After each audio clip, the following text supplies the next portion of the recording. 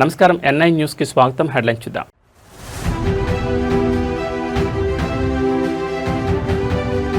అమరావతిలో కేబినెట్ భేటీ, రాజధాని పనులు పెట్టుబడులపై సీఎం చంద్రబాబు సమీక్ష.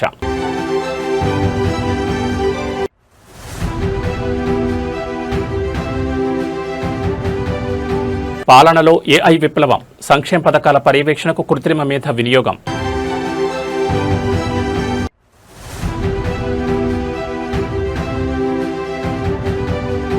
హైదరాబాద్ రోడ్ నెట్వర్క్ పై సీఎం రేవంత్ కీలక నిర్ణయం, అన్ని రోడ్లు ఇక ఒకే వ్యవస్థ పరిధిలోకి.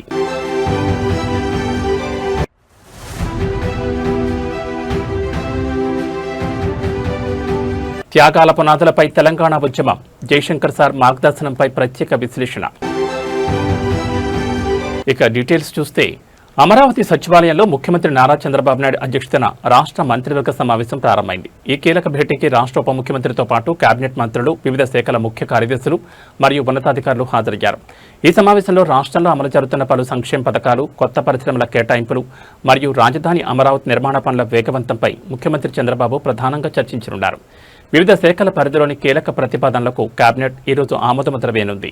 ముఖ్యంగా రాష్ట్రంలో పెట్టుబడులు, నిరుద్యోగ నివారణకు సంబంధించిన నూతన విధానాలపై కూడా చర్చ జరగనున్నట్లు సమాచారం. రాష్ట్రంలో నీటిపారుదల ప్రాజెక్టుల పురోగతి, వర్షాకాలంలో తలెత్తే పరిస్థితులు, రైతులకు విత్తనాలు, ఎరువుల సరఫరా అంశాలపై సీఎం ఆయా శాఖల అధికారులతో సమీక్షించనున్నారు. పాలనాపరమైన కీలక మార్పులతో పాటు రాష్ట్ర ఆర్థిక స్థితిగతులపై కూడా ఈ భేటీలో చర్చించనున్నారు. సమావేశం ముగిసిన అనంతరం కేబినెట్ నిర్ణయాలను ప్రభుత్వం అధికారికంగా వెల్లడించనుంది.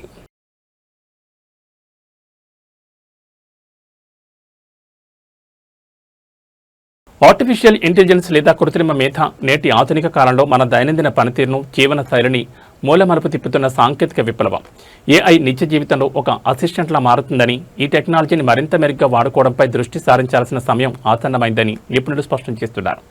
ఏఐ సాంకేతికత కేవలం ఐటీ రంగానికే పరిమితం కాకుండా అన్ని రంగాల్లోనూ తన ముద్ర వేస్తోంది. సంక్లిష్టమైన పనులను వేగవంతం చేయడంతో పాటు వ్యక్తిగత, వృత్తిపరమైన బాధ్యతల్లో ఏఐ అసిస్టెంట్గా వ్యవహరిస్తోంది. ఈ రోజుల్లో ఏఐ టూల్స్ వినియోగాన్ని సమర్థవంతంగా అర్థం చేసుకోవడం ద్వారా సమాచార విశ్లేషణ, నిర్ణయాధికారం మరియు పనిలో నాణ్యత ఊహించని రీతిలో పెరుగుతున్నాయి. మరోవైపు ప్రభుత్వాలు కూడా ఏఐ టెక్నాలజీని పాలనలో వేగంగా భాగస్వామ్యం చేస్తున్నాయి. ప్రభుత్వ సంక్షేమ పథకాలు మధ్యవర్తుల ప్రమేయం లేకుండా నేరుగా అర్హులైన లబ్ధిదారులకు మాత్రమే అందేలా చూడడంలో ఏఐ కీలక పాత్ర పోషిస్తోంది. పథకాల అమలు, పర్యవేక్షణ, అనర్హుల ఏరివేత మరియు పారదర్శకత కోసం ఏఐ ఆధారిత వ్యవస్థలను ప్రభుత్వం విస్తృతంగా వినియోగిస్తోంది. సాంకేతికతను సరిగ్గా వినియోగించుకోవడం ద్వారా సమాజంలో ప్రతి ఒక్కరికి మెరుగైన సేవలు అందుతాయి.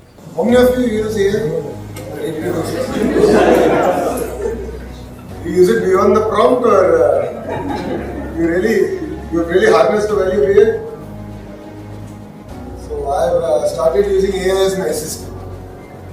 So it goes through my calendar, prepares summaries, preparatory documents, gives me a week summary of where I spend how much time. So AI is here. AI is going to change the way we're going to work. No second thoughts about it. The question is, are we willing to embrace it, or are we going to resist it? I think this is what we have to. And every industrial revolution has created more jobs than it has always replaced. That's been the case historically. In multiple industrial revolutions, India has resisted change. That is when we lost opportunities. But Industrial Revolution 3, which is the IT revolution, we embraced. So all of you have a job. Similarly, I believe AI is going to be here. AI is going to change the way we want to work. Is government using AI? Absolutely. Is government using AI at 100%? Absolutely not. I believe that we're just about trying to understand how can we use AI better in governance. So the biggest thing is delivery of welfare. How can I use AI to ensure that the rightful get all the welfare schemes, not people who are already well off or who are in the upper part of the society only. How do you ensure that? How can you ensure that the government orders that we give based on the historical court legal litigation, that this order will stand the test of time and legal scrutiny.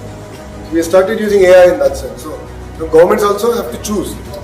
There is just so many use cases across the world and across different departments. Education itself has many use cases. I have to choose what are those 20 use cases. I'll give 80% return. And that's where I approach. Thank you. Hyderabad మహానగర భవిష్యత్ రవాణా సౌకర్యాలను మరింత మెరుగుపరిచేందుకు ముఖ్యమంత్రి రేవంత్ రెడ్డి కీలక ఆదేశాలు జారీ చేశారు. రోడ్ నెట్వర్క్ సంబంధించిన అన్ని పనులను ఒకే వ్యవస్థ పరిధిలోకి తీసుకురావాలని స్పష్టం చేశారు. ఎంసీఆర్ హెచ్ఆర్డీలోని బోధి పెబిలియన్లో హెచ్ఎండిఏ హెచ్ఆర్డీసీఎల్ అధికారులతో సీఎం సమీక్ష నిర్వహించారు. ఈ సమీక్షలో ఓఆర్ఆర్, రీజనల్ రింగ్ రోడ్, ఫ్లైఓవర్లు, అండర్ పాస్ల నిర్వహణను ఒకే గుడుకుంది తేవాలని ఆదేశించారు. ఓఆర్ఆర్ నిర్వహణ సరిగా లేకపోవడం, వాహనాల నిలుపుదలతో జరుగుతున్న ప్రమాదాలపై ఎప్పటికప్పుడు పర్యవేక్షణ ఉండాలన్నారు. కొంగరకలా నుంచి భారత్ ఫ్యూచర్ సిటీ వరకు చేపట్టిన రేడియల్ రోడ్ 1 పనులను డిసెంబర్ 9 నాటికి పూర్తి చేయాలని స్పష్టమైన డెడ్లైన్ విధించారు. బుద్వేల్, ట్రంపెట్ ఇంటర్చేంజ్, బంజారాహిల్స్ నుంచి శిల్పా లేఅవుట్, ఎలివేటెడ్ కారిడార్ పనులను త్వరితగతిన ప్రారంభించాలని సూచించారు. రోడ్ల విస్తరణకు అవసరమైన భూసేకరణ, ల్యాండ్ పోలింగ్లో మధ్యవర్తుల జోక్యం అస్సలుండకూడదని, టీడీఆర్ జారీ కోసం ప్రత్యేక కమిటీ వేయాలని స్పష్టం చేశారు. రోడ్ల నాణ్యత, ఇరువైపుల పచ్చదనం విషయంలో రాజీ పడొద్దని హెచ్చరించారు. గ్రేటర్ హైదరాబాద్ రోడ్ల నెట్వర్క్ రూపురేఖలు మార్చేలా ప్రభుత్వం వేగంగా అడుగులు వేస్తోంది.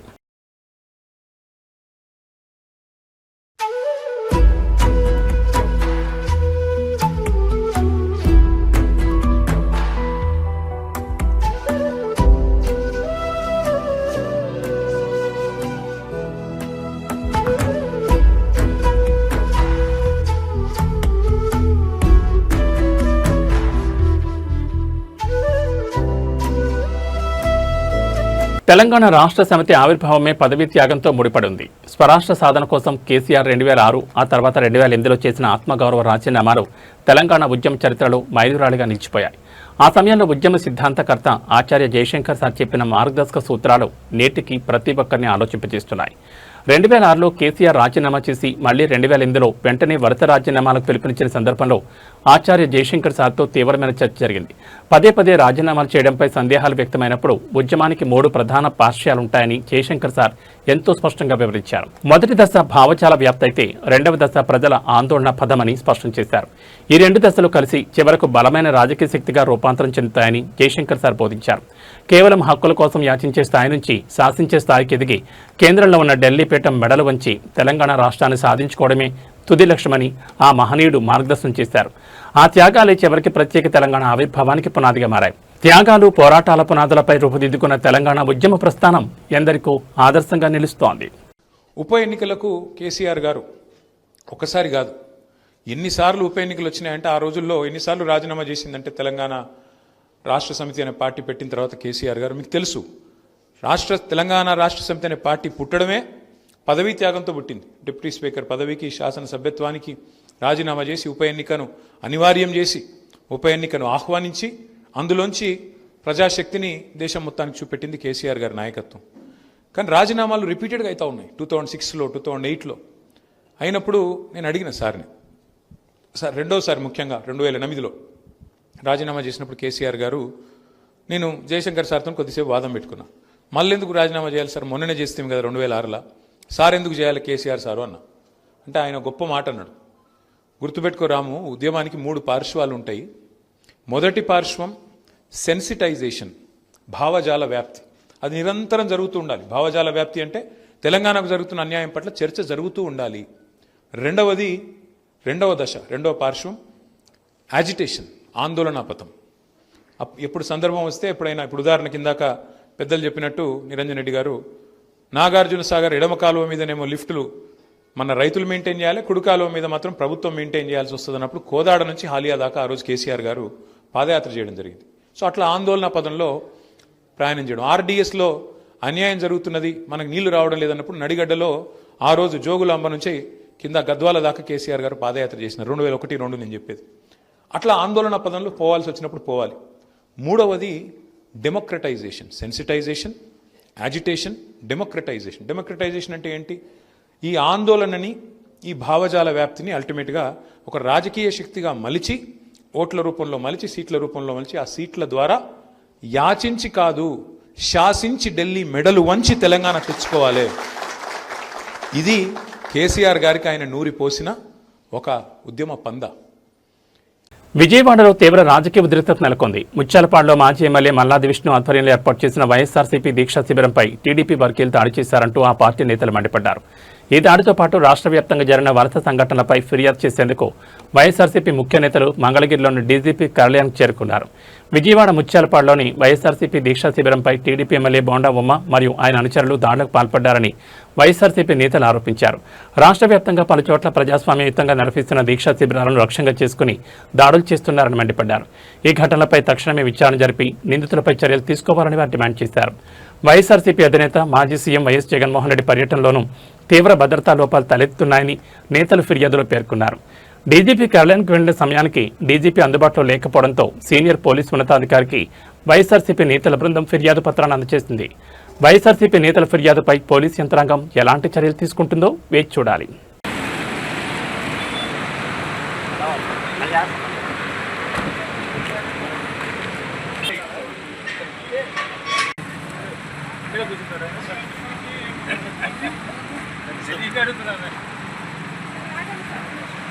ఏంటమ్మా ఏమగాలి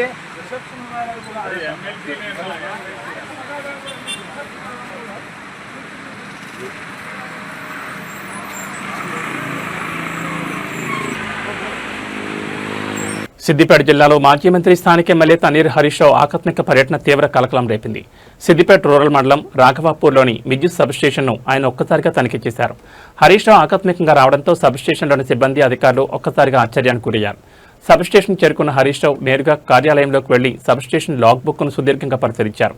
ఏ సమయాల్లో విద్యుత్ కోతలు విధించారు, వ్యవసాయానికి మరియు గృహ అవసరాలకు రోజుకి ఎన్ని గంటల పాటు కరెంటు ఇస్తున్నారు, ఏ ఫీడర్లలో ట్రిప్పింగ్లు ఎక్కువగా జరుగుతున్నాయన్న అంశాలపై అధికారులను వివరాలు అడిగి తెలుసుకున్నారు. రైతులకు ప్రజలకు విద్యుత్ సరఫరాలో ఎలాంటి ఇబ్బందులు రాకుండా పక్కాగా వ్యవహరించాలని అధికారులను ఆదేశించారు.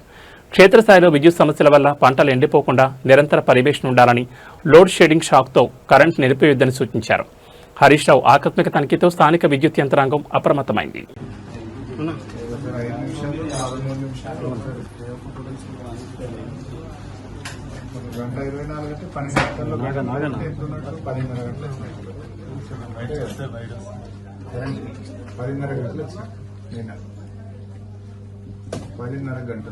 మంగళవారం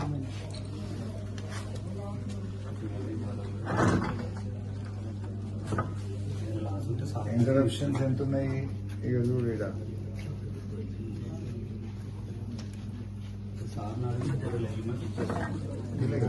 10:30 గంటలు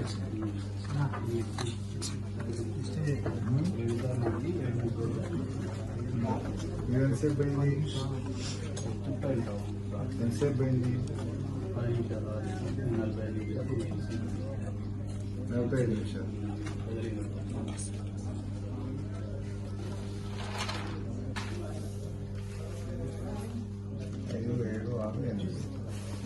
ఎంతసేపు అయింది? 9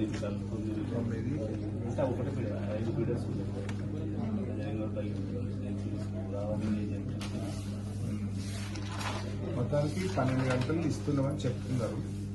పోతే మధ్యలో ఇంకో గంటన్నర పోతున్నది. పోతే 10 గంటలు, 24 గంటల కరెంటు కాస్త 10 గంటలకు వచ్చింది. ఇంకా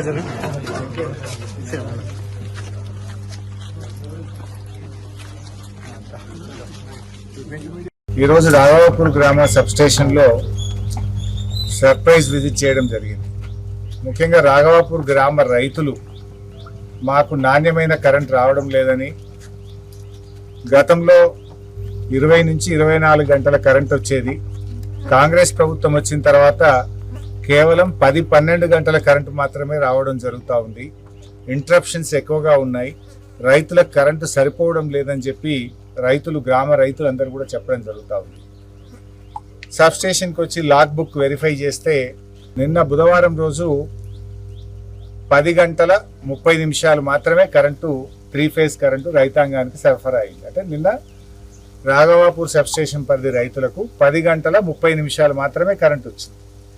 ఇవాళ రేవంత్ రెడ్డి ప్రభుత్వం చెప్తున్నదేమో 24 గంటల కరెంటు ఇస్తున్నామని, కానీ రైతులకు నిన్న బుధవారం రోజు ఎంతసేపు కరెంటు వచ్చింది అంటే 10:30 గంటల కరెంటు మాత్రమే వచ్చింది. ఒకవైపు కాళేశ్వరం ప్రాజెక్టుతో మా మల్లన్న సాగర్ నింపక, మా రంగనాయక్ సాగర్ నింపకపోవడం వల్ల రాఘవాపురం పెద్ద చెరువుకు ఇవాళ నీళ్లు రాలేదు. నీళ్లు నింపగలిగే అవకాశం ఉండి కూడా ఈ ప్రభుత్వం ఉద్దేశపూర్వకంగా నిర్లక్ష్యం చేసి అటు మల్లన్న సాగర్ నింపక, ఇటు రంగనాయక్ సాగర్ నింపక, కాలువల ద్వారా నీళ్లు విడవక, చెరువులు నింపక, అటు నీళ్లు లేకుండా ప్రభుత్వం ఇబ్బంది చేసింది. సో భూగర్భ జలాల మీదనైనా పంటలు పండించుకుందామన్న రైతులకు ఇవాళ కరెంటు సరఫరా కూడా సరిగా రావడం లేదు. మోటార్లు గాలుతా ఉన్నాయి, ట్రాన్స్ఫార్మర్లు గాలుతా ఉన్నాయి. ఆ ఇచ్చే 3 ఫేజ్ కరెంటు కూడా బాయిల కాడ ఇవాళ పగటి పూటకే పరిమితం చేసినారు. గతంలో సాయంత్రం పూట ఇచ్చినప్పుడు ఎండ ఉండదు కనుక నీళ్లు బాగా పారుతాయి, జారుతాయి, కింది దాకా నీళ్లు జారుతాయి. ఉదయం పూట ఎర్లీ మార్నింగ్ 3:30కి ఇస్తే కూడా ఇంతకుముందు నీళ్లు బాగా కింది పొలాలకు కూడా జారేటువంటి అవకాశం ఉండేది. కానీ ఇప్పుడు ఎండ వచ్చినాకనే కరెంట్ ఇస్తున్నారు, ఎండబోక ముందే కరెంటు తీసేస్తున్నారు. అంటే పగటిపూట మాత్రమే రైతులకు కరెంటు సరఫరా చేస్తున్నారు. ఒకప్పుడు 24 గంటల కరెంటు ఉండే కేసీఆర్ గారు ఉన్నప్పుడు. కానీ ఇలా కాంగ్రెస్ ప్రభుత్వం వచ్చినాక అది 10 గంటలకు పరిమితం అయిపోతావు. అంటే వెనకట రేవంత్ రెడ్డి గారు రైతులకు 3 గంటల కరెంటే చాలు, 24 గంటల కరెంట్ ఎందుకు, కేసీఆర్ 24 గంటలు అనవసరంగా ఇస్తున్నాడు అని ఆ రోజు ప్రతిపక్షంలో ఉన్నప్పుడు విమర్శించిండు. ఇవాళ ఆ మాట నిజం చేస్తా ఉన్నాడు. ఇలా నీకు ఏ రైతులను రాసిచ్చిందా 24 గంటలు వద్దని? ఏ రైతులైనా మాకు కరెంట్ ఎక్కువైందని నీకు రాసిచ్చిందా? ఇలా సబ్స్టేషన్ల ముందు ధర్నాలు చేస్తున్నారు. మాకు నాణ్యమైన కరెంటు కావాలి, 24 గంటల కరెంటు కావాలని ఇవాళ రాష్ట్రం యొక్క రైతాంగం అంతా కూడా కోరుతా ఉన్నారు. ఇవాళ సిద్దిపేట రూరల్ మండల్ రాఘవాపూర్ సబ్స్టేషన్ లో నిన్న 10:30 గంటలు మాత్రమే సరఫరా అయింది. మరి ఇలా విద్యుత్ శాఖ మంత్రి గారు భట్టి గారు కానీ రాష్ట్ర ముఖ్యమంత్రి రేవంత్ రెడ్డి గారిని మేము అడుగుతా ఉన్నాం, మీరు 24 గంటల కరెంటుకు మంగళం పాడినరా? రైతుకు 24 గంటల ఉచిత కరెంటు ఉత్తదేనా? మీరు ఆనాడు కేసీఆర్ గారు ఇచ్చిన 24 గంటల కరెంటును ఎందుకు బంద్ చేస్తున్నారు? ఇలా లాగ్ బుక్ చూస్తే లాగ్ బుక్ రికార్డు ప్రకారమే 10:30 గంటల కరెంట్ వచ్చింది. అంటే ఇలా కేసీఆర్ గారు మంచి కరెంట్ ఇచ్చిండ్రు, మీరు ఇవ్వదలుచుకోలేదా? ఎందుకు రైతుల మీద పగబడుతున్నారు? ఎందుకు రైతుల పట్ల మీకు ఈ కక్ష? ఎందుకు 10:30 గంటల కరెంటు మాత్రమే సరఫరా అవుతుంది అని మేము అడుగుతా ఉన్నాం. పార్వతీపురం మన్యం జిల్లాలో విద్యాశాఖ అధికారుల నిర్లక్ష్యం, ఉపాధ్యాయుల తీరుపై ప్రజలు తీవ్ర ఆగ్రహం వ్యక్తం చేస్తున్నారు. కుంతేసులోని ఎంపీపీ ప్రాథమిక మోడల్ పాఠశాలకు విద్యార్థులు వారి తల్లిదండ్రులు కలిసి తాళం వేసి ఆందోళన దిగడం స్థానికంగా తీవ్ర కలకలం రేపింది. పాఠశాలలో విధులు నిర్వర్తించాల్సిన ఉపాధ్యాయులు సక్రమంగా బడికి హాజరు కావడం లేదని విద్యార్థుల తల్లిదండ్రులు ఆరోపిస్తున్నారు. కొందరు ఉపాధ్యాయులు ఏకంగా మద్యం తాగి పాఠశాలకు వస్తూ విద్యార్థుల భవిష్యత్తుతో చెలగాటమాడుతున్నారని తీవ్రస్థాయిలో మండిపడ్డారు. పవిత్రమైన దేవాలయం లాంటి బడిలో ఇలాంటి బాధ్యతారాహిత్య ప్రవర్తనపై గ్రామానికి చెందిన తల్లిదండ్రులు ఆగ్రహం వ్యక్తం చేశారు. సక్రమంగా రాని మద్యం తాగి వస్తున్న ఉపాధ్యాయులపై వెంటనే ఉన్నతాధికారులు సమగ్ర విచారణ జరిపి కఠిన చర్యలు తీసుకోవాలని డిమాండ్ చేశారు. బాధ్యతారాహిత్యంగా వ్యవహరిస్తున్న వారిని తప్పించి పాఠశాలకు కొత్త ఉపాధ్యాయులను నియమించే వరకు పాఠశాల తాళాలు తీసేది లేదని భీష్మించి కూర్చున్నారు.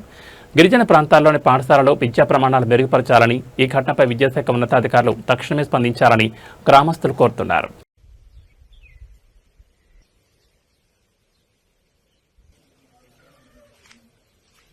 ఇది పరిష్కారం చేసి రేపటి నుంచి ఈ టీచర్ని మార్చి కొత్తగా మన టీచర్ని ఇక్కడ నియమించాలనేది నేను కోరుకుంటున్నాను. ఇది మాత్రం నిజంగా చెప్తున్నాము. ఈ దీనితో ఇది ప్రారంభం మాత్రమే, ముగింపు ఎప్పుడు కూడా కాదు. ఇది ప్రారంభిస్తున్నాము, శేషం వరకు ముగించిన వరకు కూడా మా కొంత గ్రామం నుంచి పోరాడి మా పిల్లల భవిష్యత్తు కోసం మేము ఎంతైనా త్యాగం చేస్తామనేది సభాముఖంగా కూడా మిమ్మల్ని కోరుతున్నాము. ఎందుకంటే మీకు తెలుసు ఈ పరిస్థితి ఏజెన్సీ ప్రాంతం ఇంత పట్టుదల మీద ఇంత బాధ మీద కూర్చున్నారంటే అది వచ్చిన పెద్దలు తెలుసుకోవాలి. ఎందుకంటే ఎప్పుడు కూడా ఈ విధంగా ఈ పరిస్థితి మాకు రాలేదు, ఇన్ని బాధ రాలేదు. కానీ మాకొద్దు మాకొద్దు మాకొద్దు మాకొద్దు మాకొద్దు మాకొద్దు తొలగించాలి తొలగించాలి తొలగించాలి తొలగించాలి తొలగించాలి తొలగించాలి తొలగించాలి తొలగించాలి తొలగించాలి తొలగించాలి మాకొద్దు మాకొద్దు మాకొద్దు మాకొద్దు చెయ్యాలి చెయ్యాలి. మహబూబాబాద్ జిల్లా కేంద్రంలోని ప్రభుత్వ ఆసుపత్రిలో సిబ్బంది తీవ్ర నిర్లక్ష్యం వెలుగుచూసింది. అనారోగ్యంతో చికిత్స కోసం వచ్చిన 4 ఏళ్ల చిన్నారికి ఏకంగా గడువు ముగిసిన మందులను పంపిణీ చేశారు. ఇంటికి వెళ్లాక దీన్ని గమనించిన బాధితుడి తండ్రి ఆసుపత్రికి చేరుకుని ఎక్స్పైర్డ్ మందులిచ్చి పిల్లాన్ని చంపేస్తారా అని సిబ్బందిని తీవ్రస్థాయిలో నిలదీశారు. మహబూబాబాద్లోని ఇందిరానగర్ కాలనీకి చెందిన మురళి తన 4 ఏళ్ల కుమారుడు ఎనోస్ రాజ్కు వాంతులు విరేచనాలు కావడంతో చికిత్స నిమిత్తం ప్రభుత్వ ఆసుపత్రికి తీసుకొచ్చారు. ఓపీలో పరీక్షించిన వైద్యులు 2 రకాల సిరప్లు రాసిచ్చారు. అందులో ఒక సిరప్ ఆసుపత్రి ఫార్మసీలోని ఇవ్వగా మరొకటి బయట కొనుక్కోవాలని సిబ్బంది చెప్పారు. అయితే ఆసుపత్రిలో ఇచ్చిన సిరప్ను ఇంటికి వెళ్లి వేసేందుకు చూడగా జూన్ 2026 నాటికి ఆ మందు కాలం చెల్లినట్లు గమనించారు. వెంటనే ఆసుపత్రికి చేరుకున్న తండ్రి మురళి కాలం చెల్లిన మందులు ఎలా ఇస్తారని సిబ్బందిపై తీవ్ర ఆగ్రహం వ్యక్తం చేశారు. దీంతో సిబ్బందికి తండ్రికి మధ్య తీవ్ర వాగ్వాదం చోటు చేసుకుంది.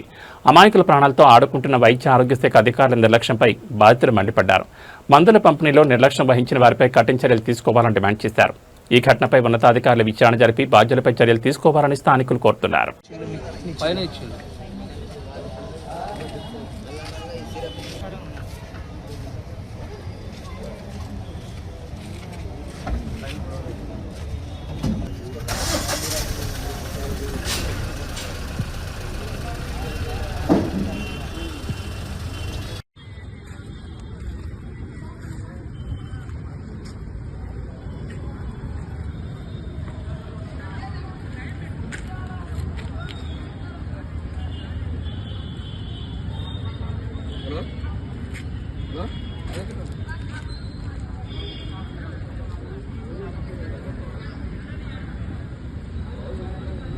గుజరాత్ రాష్ట్రంలో ఒక అత్యంత అరుదైన అబ్బురపరిచే వింత ఘటన వెలుగు చూస్తుంది. మోర్బీ జిల్లాలోని వీర్పర్దా గ్రామంలో ఓ రైతుకు చెందిన బావిలో నీరు సముద్రపు అలల మాదిరిగా ఊగుతుండడం స్థానికులను తీవ్ర ఆశ్చర్యానికి గురిచేస్తోంది. ఈ దృశ్యాలు ప్రస్తుతం సోషల్ మీడియాలో విపరీతంగా వైరల్ అవుతున్నాయి. 3 నెలల క్రితం తవ్విన ఈ బావి ఈ ఏడాది కురిసిన సమృద్ధి వర్షాలకు పూర్తిగా నీటితో నిండింది. అయితే గత ఆదివారం నుంచి బావిలో నీరు ఒక్కసారిగా మతకబారుతూ అలల మాదిరిగా పైకి కిందకు బోగడం ప్రారంభమైంది. బావిలో నీరు నిరంతరం ఇలా అలల్లా కదలడం చూసి గ్రామస్తులు, చుట్టుపక్కల ప్రజలు ఈ వింతను చూసేందుకు పెద్ద ఎత్తున తరలివస్తున్నారు. ఈ ప్రాంతంలో ఎలాంటి భూకంపాలు లేదా భూగర్భ ప్రకంపనలు నమోదు కాలేదని జిల్లా జియాలజిస్టులు స్పష్టం చేశారు.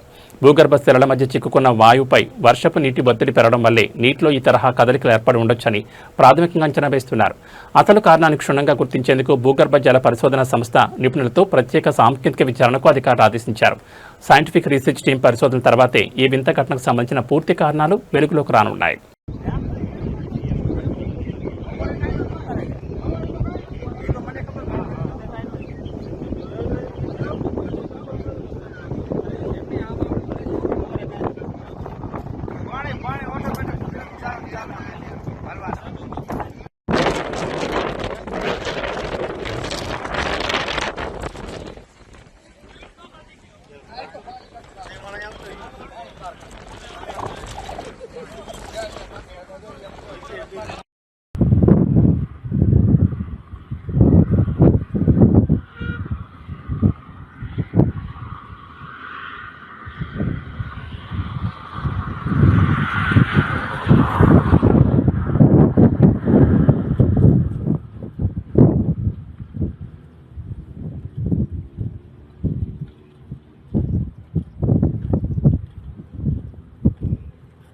తాండూరులోని ప్రధాన నగల దుకాణానికి కస్టమర్ల ముసుగులో 5 వ్యక్తులు వచ్చారు.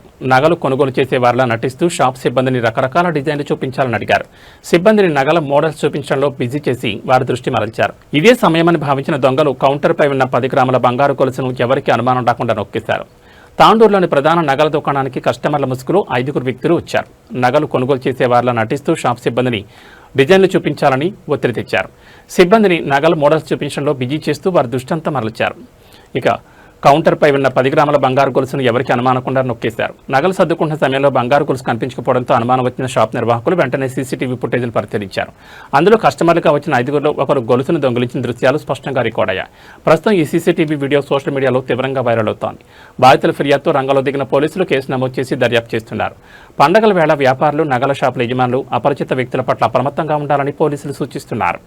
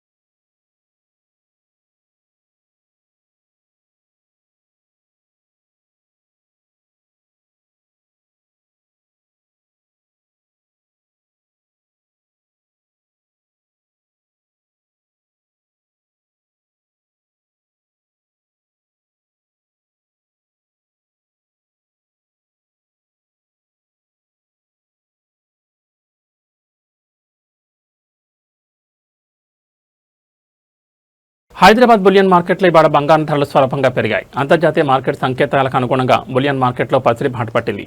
నేటి ధరల పూర్తి వివరాలు చూస్తే హైదరాబాద్లో 24 క్యారెట్ల 10 గ్రాముల ప్యూర్ గోల్డ్ ₹160 పెరిగి ప్రస్తుతం 1,49,890 వద్ద కొనసాగుతోంది. ఇక ఆభరణాల తయారీకి ఉపయోగించే 22 క్యారెట్ల 10 గ్రాముల బంగారం ధర ₹150 ఎగబాకి 1,37,400 పలుకుతోంది. కొనుగోలుదారులు ఈ మార్పును గమనించాలని వర్తకులు సూచిస్తున్నారు. మరోవైపు వెండి ధరలు స్థిరంగా ముందంజలో ఉన్నాయి. నేడు కిలో వెండి ధర 2,50,000గా నమోదు కాగా తెలుగు రాష్ట్రాల్లోని ప్రధాన నగరాలను బట్టి స్థానిక పన్నులు విక్రయ ప్రాంతాన్ని బట్టి ధరల్లో స్వల్ప వ్యత్యాసాలు ఉండే అవకాశం ఉందని మార్కెట్ నిపుణులు చెబుతున్నారు.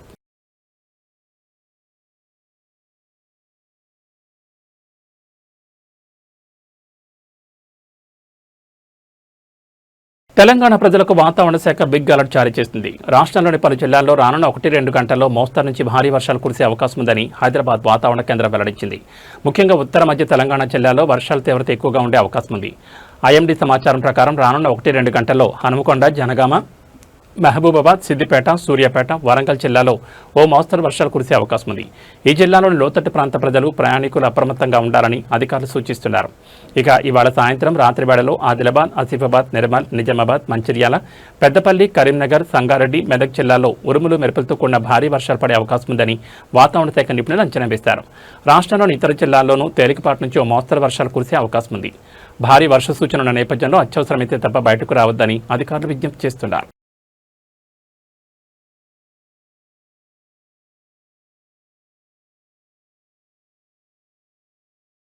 ఏబీ బులెటిన్ విశేషాలు. నమస్కారం.